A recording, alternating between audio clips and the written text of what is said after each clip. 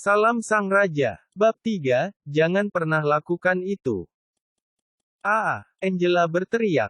Ketika api tumbuh di tangan Gil, dia dengan panik mencari cara untuk menghentikannya.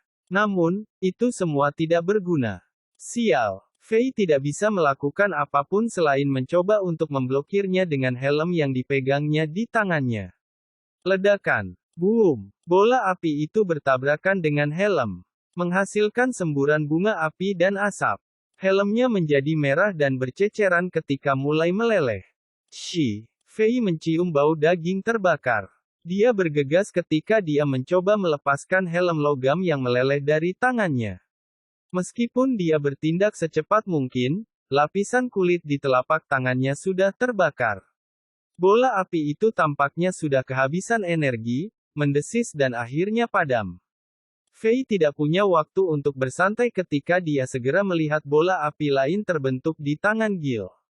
Menilai dari wajah Gil yang berkeringat, jelas bahwa dia berkonsentrasi sangat keras untuk menghabisi Fei dengan yang ini. Kali ini, Fei tidak ada yang menghalangi. Ini tidak adil. Fei berteriak. Aku menantangmu untuk pertandingan gulat. Bukankah orang tuamu mengajarimu bahwa anak-anak yang bermain api akan mengencingi celana mereka? Apa? Angela dan Emma terkejut tanpa kata-kata. Sepertinya Alexander masih idiot. Mereka berdua berpikir dengan kecewa.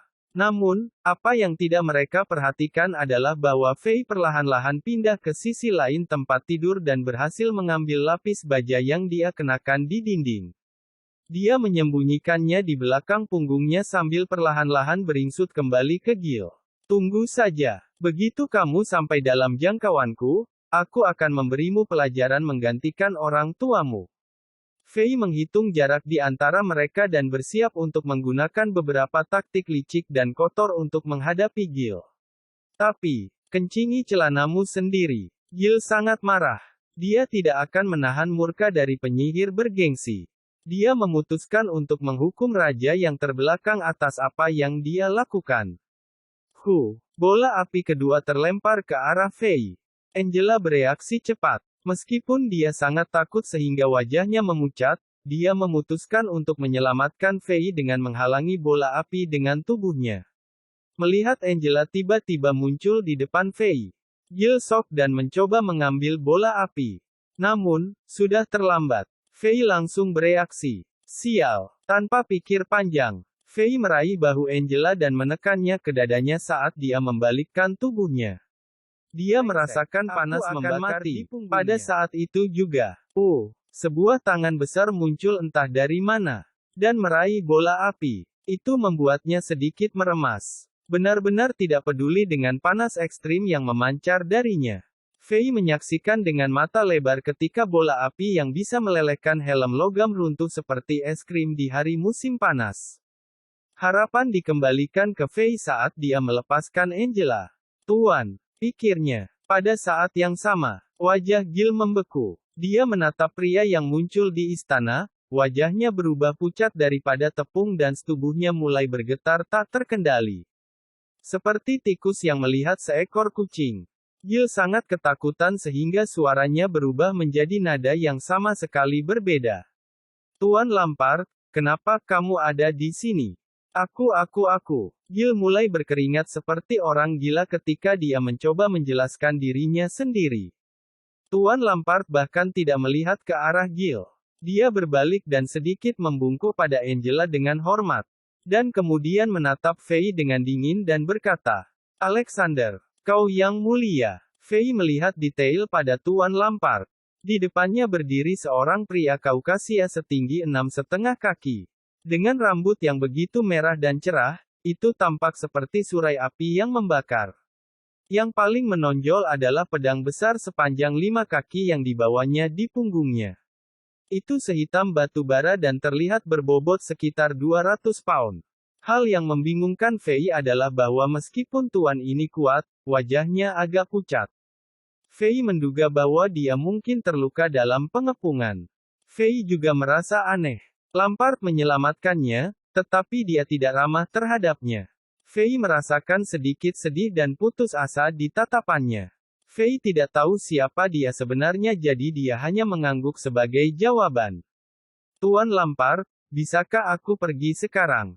Gil sangat takut. Lampard bahkan tidak memandangnya. Pergi. Apakah kamu tidak akan menjelaskan perilaku kamu menyerang raja? Ah, jelaskan. Ya, kamu tahu. Aku hanya bercanda. Ya, bercanda. Kamu tahu aku sudah besar dengannya, kan? Aku hanya tidak bisa mengendalikan sihirku dengan benar, aku hanya seorang penyihir pemula, bahkan bukan peringkat bintang. Gil dengan cepat menemukan alasan. Dia berbicara dengan lancar sehingga dia hampir percaya pada apa yang dia katakan. Ketika dia memuntahkan alasan, dia merasakan tatapan dingin setajam pisau di lehernya dari Lampard. Dia tahu bahwa pria ini dapat membunuhnya semudah semut. Dia takut untuk terus mengatakan sesuatu sehingga dia diam dan tersenyum dengan takut-takut. Wajah Lampard tampak jijik. Dia menutup tangannya dan semua orang di istana merasakan tekanan yang tak terlihat. Tetapi wajah Lampard menunjukkan bahwa ia telah memikirkan sesuatu. Dia sedikit ragu, lalu membuka telapak tangannya lagi dan tekanannya hilang. Keluar dari sini. Tidak ada waktu berikutnya. Lampard berkata seolah-olah dia mengusir seekor lalat. Oke. Gil merasa lega seperti seorang tahanan yang menerima hukuman mati hanya mendapat pengampunan. Dia menghembuskan napas dengan cepat dan membungkuk pada pria jangkung yang membawa pedang. Untuk meninggalkan tempat ini, Fei tiba-tiba menghentikannya. Gil memandangi Lampard, tetapi lelaki tua itu tidak mengatakan apa-apa. Dia harus berhenti dan mendengarkan apa yang dikatakan Fei. Fei tersenyum lebar ketika dia semakin dekat dan lebih dekat ke Gil. Dia dengan santai meletakkan tangannya ke bahu Gil. Semua orang mengira raja akan mengatakan sesuatu untuk menghibur Gil karena keramahannya.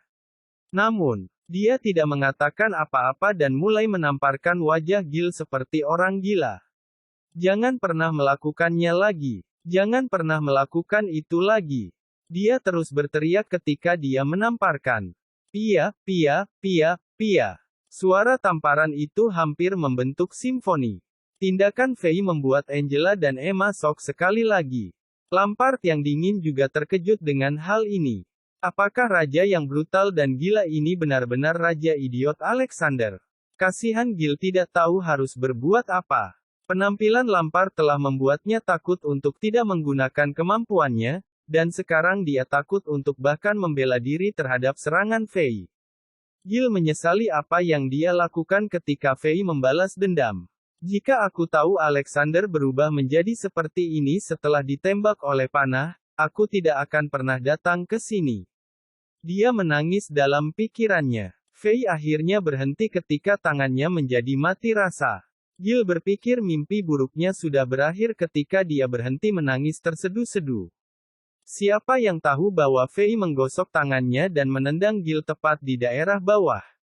Dia menjerit kesakitan. Tubuhnya dengan cepat bereaksi membungkuk seperti udang goreng.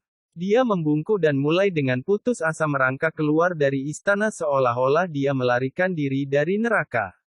Dia akhirnya mendapat pelajaran dan tidak ingin melihat raja yang gila ini lagi.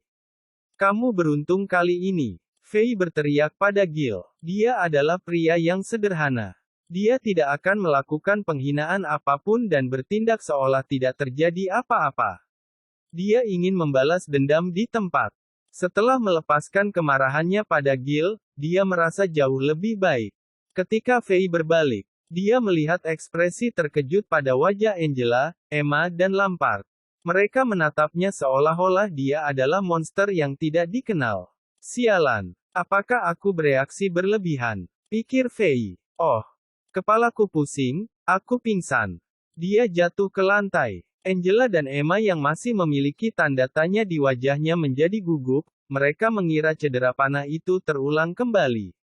Mereka menyeretnya ke tempat tidur. Lampard memandang Fei. Dia curiga dengan akting Fei yang mengerikan, tetapi dia tidak mengatakan apa-apa. Dia bertanya kepada Angela tentang cedera panah Fei. Sedikit menghibur Angela dan Emma. Dan pergi dengan banyak pertanyaan di benaknya. Yang mulia, musuh masih mengepung. Sepertinya prajuritmu tidak bisa bertahan lagi. Ini adalah hal terakhir yang Lampard katakan sebelum dia pergi. Angela dan Emma berdiri di sampingnya untuk sementara waktu. Setelah tidak melihat tanda-tanda Faye bangun, Angela membawa Emma ke pendeta untuk dirawat. Setelah hanya Faye yang tersisa di istana, dia tenang dan mulai memikirkan seluruh situasi. Jelas dia ada di alam semesta lain. Bukan hanya Angela dan Emma, tetapi sihir penyihir berbentuk bakso dan keterampilan kuat yang dimiliki tuan tua misterius itu telah membuktikannya. Faye adalah mahasiswa pascasarjana yang miskin. Dia tumbuh di panti asuhan. Dia berada dalam situasi tanpa harapan karena dia telah banyak berhutang untuk universitas tetapi tidak dapat menemukan pekerjaan untuk melunasinya.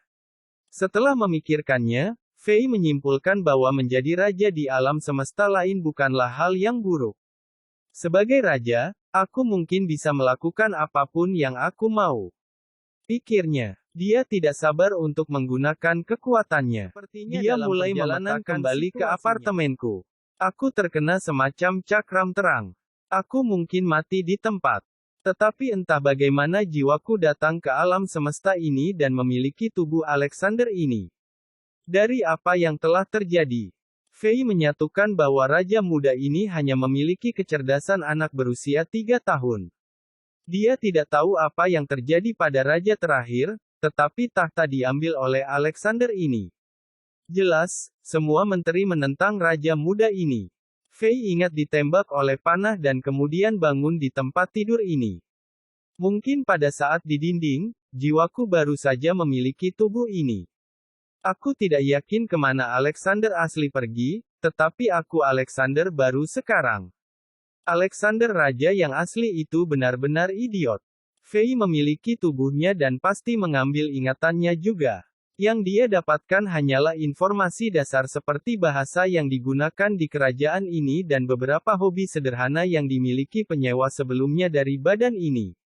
Selain itu, Faye tidak tahu seberapa besar kerajaan ini dan bagaimana segala sesuatu bekerja. Dia hanya mengenal Angela, tunangannya setelah dia bangun di dunia ini untuk pertama kalinya dan dia tidak ingat Gil dan Lampard. Syukurlah orang ini bodoh, mulai sekarang ketika aku meniru dia, tidak ada yang bisa mengatakan aku seseorang yang berbeda. Faye menyentuh dagunya dan mengangguk. Tapi tiba-tiba, dia ingat sesuatu yang lain. Sebelum Lampard pergi, dia menyebutkan sesuatu tentang musuh yang mengepung kastil dan bahwa para prajurit tidak dapat bertahan lagi. Sial, Faye hampir melompat dari tempat tidur. Apakah aku akan menjadi budak setelah aku menjadi raja? Tekanan untuk bertahan hidup dan kenyataan menakutkan Faye. Mungkin aku harus berkemas dan menyelinap keluar dari sini. Brengsek, bagaimana aku bisa menyelinap keluar ketika musuh sudah mengepung kastil? Bisakah Lampard mengalahkan mereka? Tunggu, dia hanya satu orang, bagaimana dia bisa menghadapi pasukan? Ditambah, musuh mungkin memiliki tuan juga. Faye tidak tahu bagaimana dia akan keluar dari situasi ini. Ketika dia di bumi, dia hanya seorang siswa. Dia tidak memiliki bakat di militer maupun dalam pertempuran. Yang terbaik yang bisa dia lakukan adalah menangani pria mabuk di bar. Jika kamu ingin dia memimpin pasukan, dia tidak memiliki kekuatan yang cukup untuk mengenakan baju besi penuh. Faye sangat marah. Kenapa aku tidak bisa menjalani kehidupan biasa di bumi? Aku tidak ingin menjadi raja lagi. Saat ini, mengumpulkan informasi pemain. 20%, 50%, 88%, 100%. Instalasi sistem game dimulai. Memindai kapasitas otak. Persyaratan terpenuhi. Pasang. Suara misterius dan mekanis terdengar entah dari mana. Itu menakutkan Faye setengah mati. Suara ini muncul langsung di benaknya.